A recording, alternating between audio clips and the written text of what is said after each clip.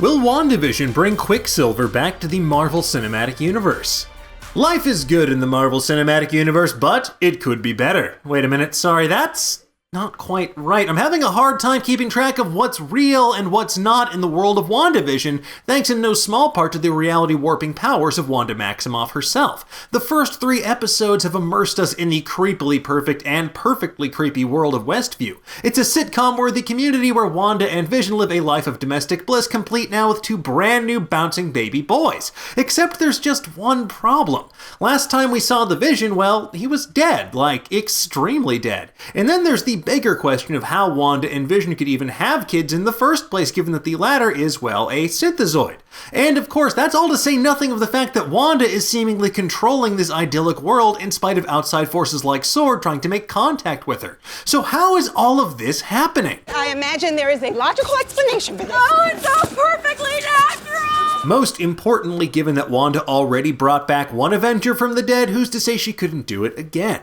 And according to this theory, that's exactly what she's going to do with her dearly departed twin brother, Pietro. You didn't see that coming? Now, our multiverse correspondent Rosie Knight will have a full breakdown of this for you over on Nerdist.com if you prefer to read all about it, and I will link to that in the description below as well. But that said, in order to talk about this effectively and in detail, we have to spoil the first 3 episodes of WandaVision, and if we wind up being correct about this, well, our speculation could be considered a spoiler as well. So if you're the kind of person that worries about that sort of thing, make like Wanda and Vision and just take a nice deep breath until this is all over.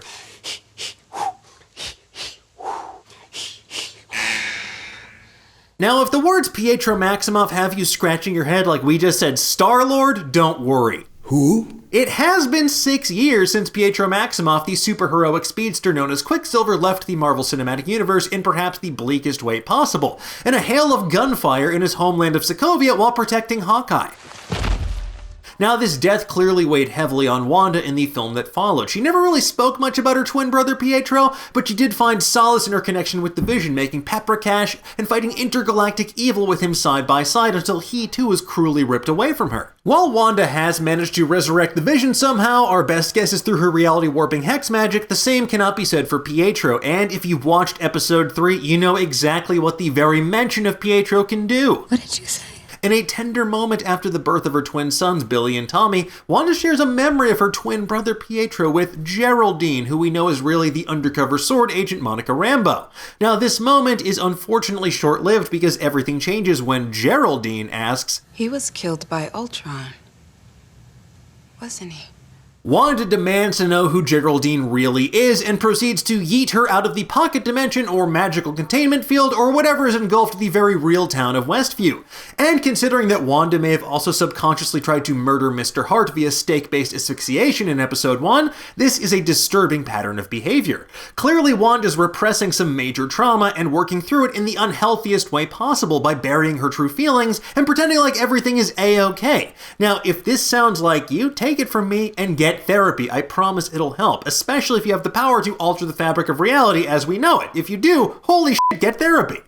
Okay, so how could Quicksilver come back from the dead? Well, there are a few different ways it could happen. The simplest answer is that Wanda could do whatever she did with the Vision to revive Pietro, maybe by making like a magical construct of him. But according to recent reports of a deleted Endgame post-credit scene involving Wanda stealing Vision's body, and the fact that in the comics Wanda's twin boys are actually forged from fragments of the demon Mephisto's soul, well, it seems like Full Metal Alchemist rules apply here. In order to obtain or create something of equal value must be lost or destroyed. And as we all know from that anime, bringing back the dead can oftentimes cost you an arm and a leg. So the next way that Quicksilver could return is a comic book classic and one we've seen several times already in the MCU. Pietro didn't die in Age of Ultron. What did you say?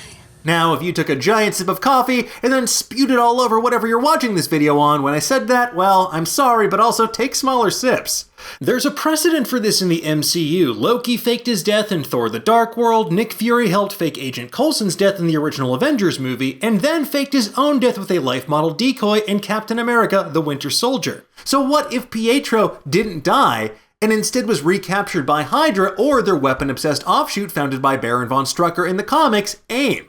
Advanced idea mechanics with their beekeeper-like uniforms has been the subject of plenty of WandaVision speculation thus far. I mean, episode 2, that beekeeper from the sewers, and the Baron von Strucker mentions in the commercials. He also has a connection to the Maximoff twins in the MCU. Strucker is the one who experimented on them with Loki's scepter, which contained the Mind Stone, helping to draw out their innate superhuman abilities. So maybe AIM are the ones keeping Wanda and the other citizens of Westview captive for the time being, and we'll get a big reveal by the end of the season that Pietro's alive and well and working with them. It would also fit in with the House of M comic book influence because in that arc, Pietro helps convince his sister Wanda to alter the fabric of reality, which in turn leads to the utter decimation of the mutant population, thereby backfiring on him and Magneto.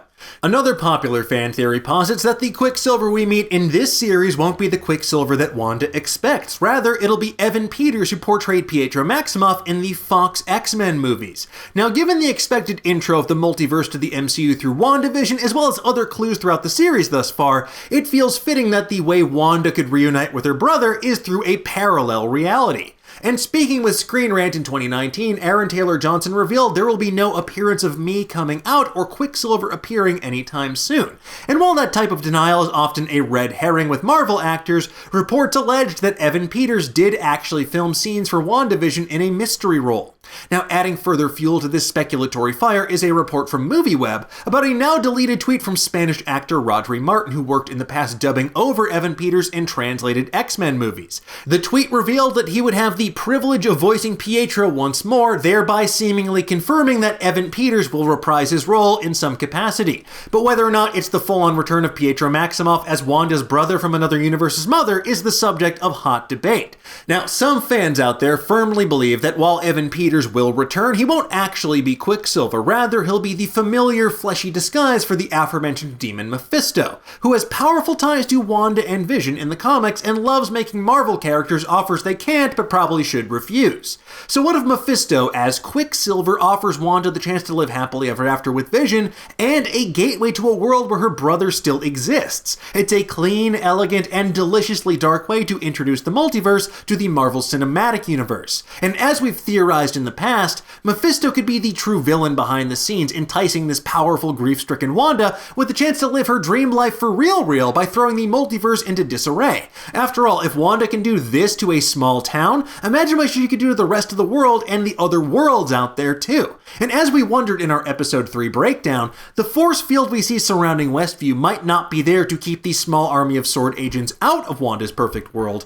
Rather, it could be designed to keep Wanda's pocket reality contained from spreading further and then consuming all of reality as they know it. So the one thing we do know is that Wanda is about to plunge the Marvel Cinematic Universe into a multiverse of madness that will require the Sorcerer Supreme, Doctor Strange, to ultimately fix. But as for when, how, and why Quicksilver will return to the big screen, well, we'll just have to wait and see which of these theories ultimately proves correct. In the meantime, we have plenty of other theories about what's in store for WandaVision, what's really going on behind the scenes, and what it means for the future of the MCU waiting for you over at Nerdist.com. That said, we'll be waiting with bated breath until the next episode of WandaVision drops this Friday on Disney+. But for now, tell us, what do you think of this theory? Do you think we'll see Quicksilver return? And if so, which version? Also, is Mephisto really the big bad here? Let's discuss in the comments below, and for the latest and greatest in the world of pop culture, stay tuned to Nerdist.com.